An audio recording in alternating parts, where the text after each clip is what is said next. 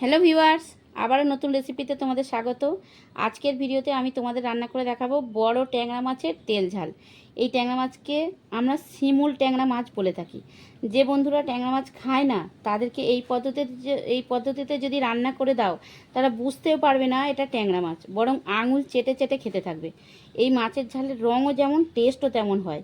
গরম ভাতের সাথে এরকম মাছের ঝাল থাকলে দুপুরের লাঞ্চে আর কি কোনো প্রয়োজন হবে বন্ধুরা? এই ট্যাংরা মাছের তেল ঝাল কিভাবে রান্না করবে তা এই পুরো ভিডিও দেখলেই বুঝতে পারবে তোমরা। চলো এখন ভিডিওতে যাই। তার আগে বন্ধুরা, আশা করি রেসিপি তোমাদের ভালো লাগবে। যদি ভালো লাগে অবশ্যই আমার চ্যানেলটা সাবস্ক্রাইব করে রাখবে আর বেল বটনটা অন করে রাখতে ভুলবে না, নতুন নতুন রেসিপির ভিডিও নোটিফিকেশনের জন্য। যে বন্ধুরা আগে থেকেই আমার পাশে আছো তাদেরকে অসংখ্য অসংখ্য ধন্যবাদ। এখন রান্নাটা তোমাদের করে দেখাই, চলো আর দেরি নয়। দেখো বন্ধুরা, আমি এই ট্যাংরা মাছের তেল ঝাল রান্না করার জন্য এখানে 5 টুকরো মাছ নিয়েছি। আর মাছটা আমি কেটে ধুয়ে লবণ হলুদ মাখিয়ে রেখেছি। আর আমি এখানে নিয়েছি দেখো সর্ষে বাটা। এই যে আমি সর্ষে বাটা একটু নিয়েছি। সর্ষে বাটাটা আমি আগেই জল দিয়ে একটু গুলিয়ে নিয়েছি আর একটা স্ট্রেনারের সাহায্যে ছেঁকে নিয়েছি। আর আমি কি কি মশলা, কি কি উপকরণ আমি ব্যবহার করছি সবই রান্না করতে করতে তোমাদের দেখাবো। তো চলো, মাছটা প্রথমেই ভাজতে হবে, তার জন্য গ্যাসটা অন করে দিই। তো দেখো মাছগুলো ভেজে নেওয়ার জন্য আমি কড়াইতে বেশ কিছুটা তেল দিয়ে দিচ্ছি। এখন তেলটা খুব ভালো করে গরম হয়ে গেছে। ওই গরম তেলের মধ্যে কেটে রাখা মাছগুলো আমি একে একে দিয়ে দিচ্ছি।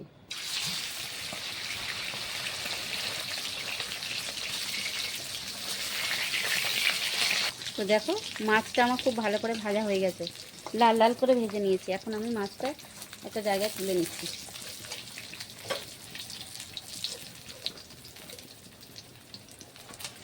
আর ওই তেলের মধ্যে আমি দিয়ে দিচ্ছি এখানে 2 চামচ মতো পেস্ট করা পেঁয়াজ আমি নিয়েছি। আর ওই সঙ্গে দিয়ে দিচ্ছি আমি দেখো এখানে 1/2 চামচ কালো জিরে ভাজা হয়েছে। এখন আমি দিয়ে দিচ্ছি পেস্ট করা টমেটো। আমি এখানে একটা টমেটোকে পেস্ট করে নিয়েছি। আর আমি দিয়ে দিচ্ছি দেখো এখানে 1 চামচ আদা বাটা আছে আর 1 চামচ পেস্ট করা রসুন আছে, দিয়ে দিচ্ছি সবই। এর সঙ্গে আমি দিয়ে দিচ্ছি স্বাদ মতো লবণ।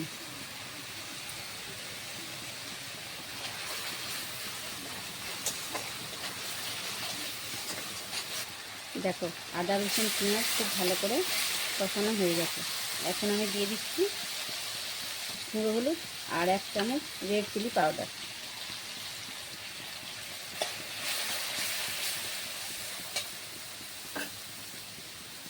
দিয়ে দিচ্ছি দেখো এখানে নিয়েছি আমি 1 চিমটে জায়ত্রী গুঁড়ো আর 1 চিমটে জায়ফল গুঁড়ো নিয়েছি, দিয়ে দিলাম। আর দিচ্ছি আমি যে সর্ষে বাটাটা এই যে ছেঁকে নিয়েছিলাম, ওই সর্ষে বাটাটা আমি দিয়ে দিচ্ছি।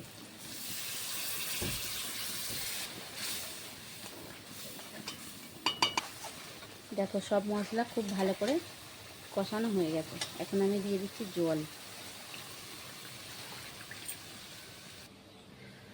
দেখো ঝোল খুব ভালো করে ফুটে গেছে। দিয়ে দিচ্ছি ভেজে রাখা মাছ।